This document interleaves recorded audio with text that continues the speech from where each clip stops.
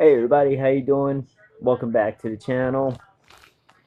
I just wanted to go live just to touch base with everybody and see how everyone's doing. I'm here.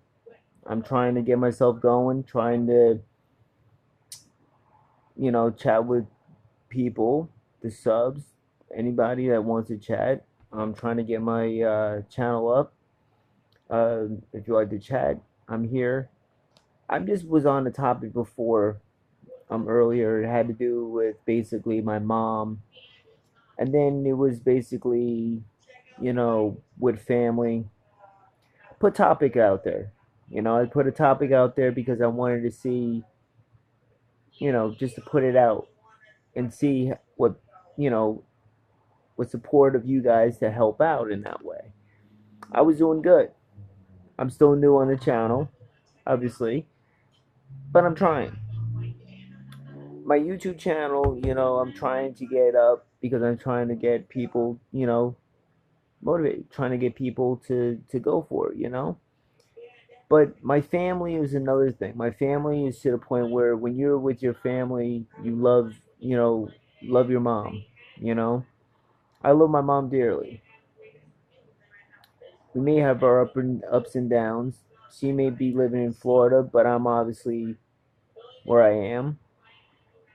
It's rough for me, but I try to get different topics on here because of the fact that, you never know what might happen until the last minute. And I try to hang in there. I go on my PlayStation, I'll meet up with my friends, I'll meet up with family, I'll meet up with anybody just to chill out, have fun. But there's times that you get that inner feeling of, wow, you know what? Friends and family. Hi, Deborah, how you doing, dear? How's everything? Welcome back. And basically, with my mom, it was kind of different between us. She lives in Florida. I can text her and call her all I want, and still, I feel happy because now I know that my mom is safe. My dad, I haven't talked to him. I haven't talked to him in a while. The last time I talked to him, he was fine. But it's sad because my dad has Alzheimer's now, and it hurts. Because when I was a kid, it was to that point where your dad always smiled at you. Yes, son, you're doing good. Oh, you're a fisherman. Oh, yeah, you can do this. I used to go hunting. I used to go fishing. Funny moments, bad moments, interesting moments. Now I call my dad, and his wife is on the side, and one minute he'd say, "Hey Cam, how you doing? How's everything going with you?" The next minute he'll turn around and goes, "Who are you?" And it kind of hurts, because I don't know. And I just basically I hold into it, and I know that he has an illness that he can't control. I mean, yeah, he's in his 80s. He's in his 80s, and I have to admit that he's in his 80s. He's trying. It's just that he don't remember his kids now. And out of all the kids from my dad, it's basically I would say eight of us kids, I think. So between eight of us kids together, he don't remember each one of us, and it's sad to see my dad like that because we're close. We're there for each other. I just bring the topic up not to uh, get myself worked up or anything. I get it because I want to express myself just like I did with my mom. My mom was a different story. She fought the cancer, four-stage cancer. It was hard for her in that way. My dad, in a way, now with the Alzheimer's kicking in and don't remember his own son, it kind of hurts. But I gotta face it because, yeah, you don't remember me, but at least I have my memories of my dad, and I talk to my mom sometimes about it, and I talk to my mom, and I tell my mom about it, and she said, he's getting old. And I said, yeah, that's what Alzheimer's does to the ones you love. And my mom said, treasure all those moments that you had when you were as a kid. Treasure all the moments that you had and keep it in and don't let it go. Make sure that you keep it in and you don't let anything go of all the memories that you had of dad and you. And I love it. Because when she says that, that was like an inspiration to me and that put a smile on my face. I was like, oh my God, you know what? My mom is right. My mom is 100% right. It's like, you know what? God bless you. And you know what? I love it for her because that's how my mom is. Um, but my dad, we had funny moments. We had some fun moments. I mean, literally, as a kid growing up, my God, I could tell you everything. I mean, I have a whole dictionary book of my dad that I can spill out to you guys about my dad, about how lovely my family is and how loved I feel for my dad and my mom. But it gets me sometimes, and it's like you want to cry, but you don't. That's why sometimes I do call him and I verify, hey, you know what? Hey, dad, how you doing? Who are you? And his wife has to be by his side just to tell him, hey, that's your son. It's rough. It's rough. It's rough knowing that, the age that he's in and not remembering your own son or sons and daughters, my brothers and sisters.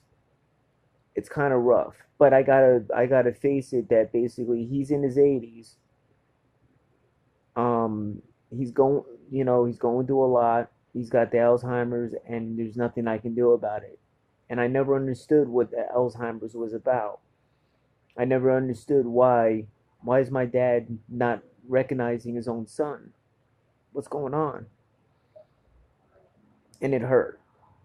It really did. It put a tear in my eye and I couldn't face it and I never understood why. Now it's to the point where um I look at it now as, well, if this is going on with my mom and it's going on with my dad. My dad now is, even though that he's dealing with a lot of stuff and he's in the Alzheimer's way right now and trying to, you know, ain't gonna change. I know that, and my mom said, "Hang in there. You know what? Just keep calling them and verify." That's what I do. But it's rough. So God's with me on that. You know what? God's with me, and He's helped me out in that way. God's putting me in the right path for my mom to make sure that my mom is gonna be okay. That she's gonna fight. That she's gonna fight it because she's a fighter. She's not a quitter. She's a fighter. She had four stage. She didn't go from one, stage one or two or any of those. They said she hit stage four one time, and that was in her chest. She's lucky she made it, but she's now fighting it all over again. And I'm getting updates from her to verify everything to make sure that she's okay, and that's the good thing. But now I'm dealing with my dad, and my dad is the one that I'm concerned about also because now I understand he's in his 80s. I understand that, and I face it. I talk to my brothers and sisters about it and say, how's dad doing? What's going on with dad? Oh, dad's going fishing. Oh, that's his normal routine. Dad's routine. Always loved, going fishing. His fishing little routine because he lives in a senior citizens complex where he has his own private lake and he basically has a wooded area where deer is back there because he loves to go hunting and fishing, just like me. I don't like hunting anymore. I used to. I never understood that about hunting because of my dad, and I just basically I did it because my dad did it, so I wanted to follow my dad's lead. Fishing, I love fishing. I could sit there and go fishing, especially if you go to Seaside or Point Pleasant or something in that way, or Sandy Hook. Perfect. And I love it because I'll sit there and to get your mind off of everything that happened in your life. And if you're stressed out, sit on that dock with your fishing pole, or even just sit there and listen to the water. It helps. Listen to the water, listen to the breeze, listen to the birds. It's smooth. It's so soothing that it literally wipes clean of all your stuff that you had, that you were angry about. And it puts you right into the mix and it gets you right in the back. And it feels so good. It puts a tear in your eye, but it's good. And I learned that lesson. I learned that and it helps. It helps 100%.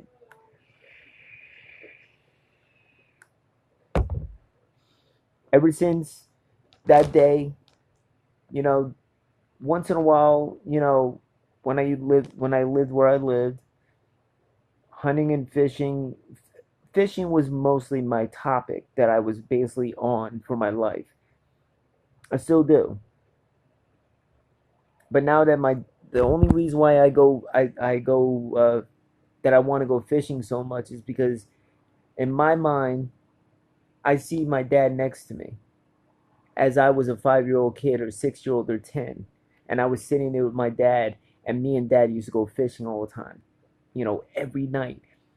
We used to go night fishing, afternoon fishing. Actually, we would get up at 5 o'clock in the morning, and I'm not kidding you. My dad would wake me up at 5 o'clock in the morning. 5 o'clock? No, 4:30. Eat breakfast, set the boat up because we had a little crisscross boat pushed by a big GM truck, red, and used to set it up, put the food on there, put the stuff on there, everything else, that kind of stuff. Hook the boat up within the snap of the finger. Come on, son, let's go. Jump in the truck, drive 4:30 in the morning. Drive from where we were to go to Sandy Hook to Point Pleasant. Dock the boat because basically at that time you couldn't put the boat in until about 6 o'clock. Dock the, go to sleep for a little bit. Then by 6, set everything up. Take the stuff that you need. Set everything up. You're good. And then by 7 o'clock, you're allowed to go right out because out in the water they have a bridge that they control. By 7 o'clock, it opens up for everybody so that any boat that wants to go through, they can go through. We would spend all day, literally all day, going for blues. Blues was fun. Going for fluke, going for flounders, going for blowfish, you name it. And it was so much fun. And it was to that moment where spending all day on the water and didn't come home until I think it was like 9:30, 10 o'clock at night, all day fishing. For a small kid like me, oh my God, it was fun. I didn't care. I used to go to school the next day and tell everyone, oh, I went fishing with my dad, and oh, we caught this, we caught that. And it was fun. I mean, I have tons of memories of my mom, me, my mom, my dad, and my cousin all on the boats together. Like we would all go on the boat. My dad's Chris Craft boat. It was a, you know, forgot what year it was, but it was an old time Chris Craft boat. But my dad made a lot of adjustments on it. There was a lot of good times. And the funny thing was that I remember my dad and we went out. It was early in the, no, actually it was in the afternoon. No fish was hitting at all. And it was low tide. Low tide sucks. So it really was to that point where I wanted to go to sleep. But my dad, obviously, Mr. Fisherman, obviously, he would always go and put a like it was one of those straps that he had, like a belt or whatever. It's like a fanny pack in a way. And my dad, I never understood why he would do this, but it was weird. Now my dad, he clams and anything in that way he goes for, mussels, anything. Low tide, my dad jumps out of the boat into the water. Low tide. Now mind you, low tide is to the point where you can't go nowhere until about at least 1 o'clock or 2 or whatever, because of the fact the water goes up about that time because the tides change. My dad's walking around like nothing. Left side of him, left side was what do you call it?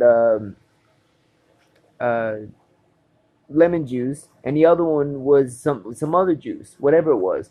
And my dad used to chuck. They call it chuck, where you have this thing that's like it's like a garden tool with the rake thing at the end of it, like that. So what it'll do is it'll be to that point where once those ends are on like that, you dig it into the sand and you dig, and then you scoop up all the clams that are deep in the sand. My dad and I used to just have like bundles of nothing but clams. Like we had bags, like we had 4 bags full of nothing but clams. My dad and I would just, wow, you know what? We take them, we put them in the boat, and then when we get back on dock, my dad sells them and gets money off of them. I never understood why, but how you get money like that? I never understood it, but now I do. But the thing is, with my dad, you know, I can go for I have a lot of moments with him, and between my dad and I, with our moments that we had, our fun times, it was good. It was to the point where you can actually relax, don't have to worry about anything, and just be peaceful.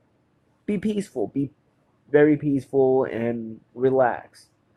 My dad was the was the angel, because basically he was, I have to admit, the coolest dad I've ever had.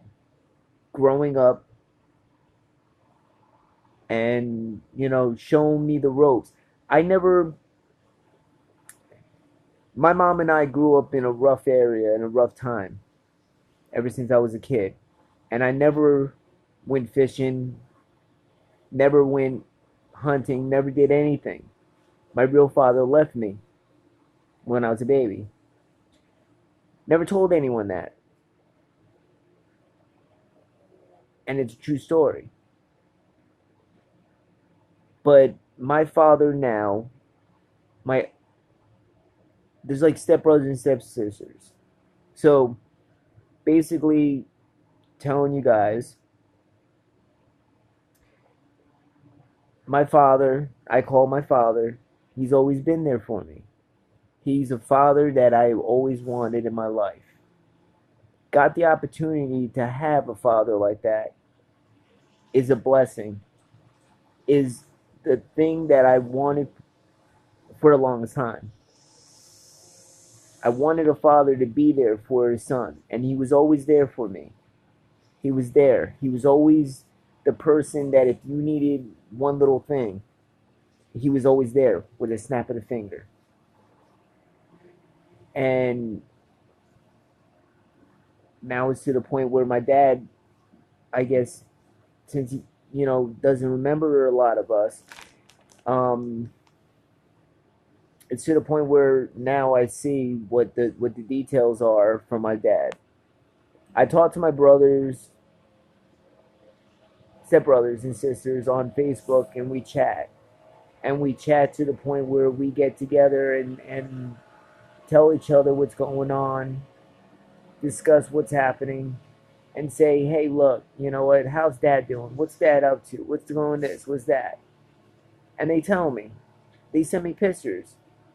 Even though I'm not there, my brothers and my family are right there with me. 100%. And my brothers are always giving me updates of my dad. How's dad doing? Oh, my dad's doing good. Dad is doing very good. He's going hunting right now. He loves his bingo. He loves shooting off his guns in his own backyard because he's got a private little section for himself. You know, he does a lot, but he's between my mom and my dad. They're the only mom and dad that I have in my life, and I'm proud of that to say that. People don't realize until the last minute that basically you only got one mother and one father in your life. When you realize it at the last minute that you have them in your life, it's a blessing. Some people don't have that. Some people do. I'm living by myself and living as a grown adult, doing what I gotta do by paying bills and paying rent and learning the real life.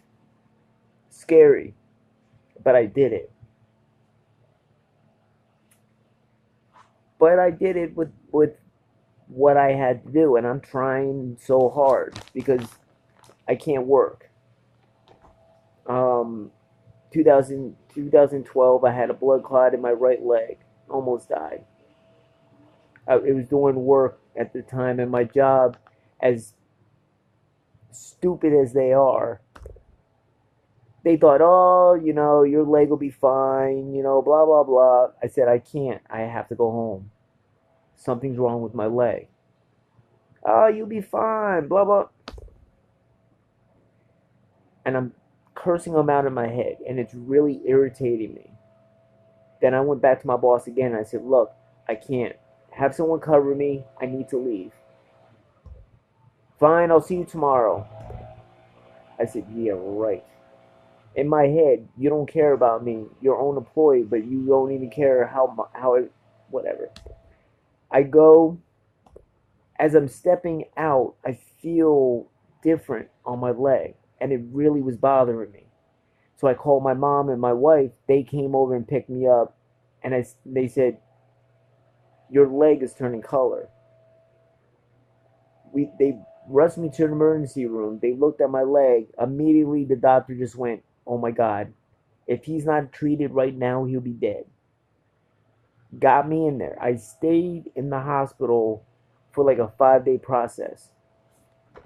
I had to learn how to walk all over again. I had IV. I had blood thinners. Oh, it was a nightmare. And I'm happy I don't have to go through that process anymore. But I do miss work. But I can't work anymore.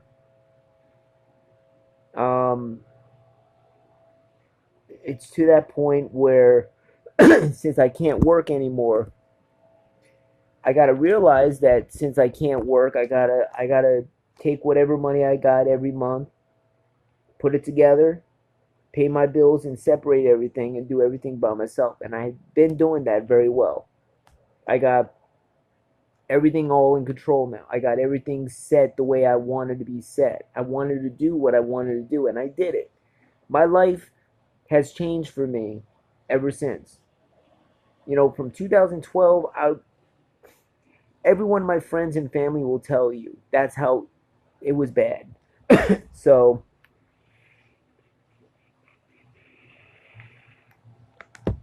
it was real bad for me. And now that I'm independent of myself, and I'm to the point where now I can actually say I'm independent and I don't have to depend on nobody, I'm good. I pay my rent on time. I pay my electric on time. I pay my internet on time. I pay for everything. Well, half. But I do it.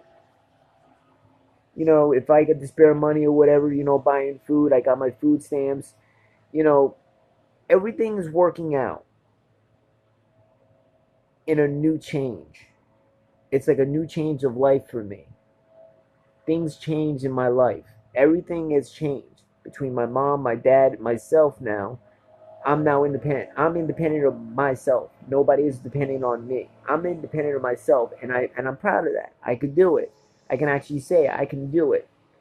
There's many people out there that can say it, but can they do it? I did it. I will actually admit it was a rough road. I went from rock bottom to all the way to the top. I made myself better. You know, what can I ask for? You know, now I'm home.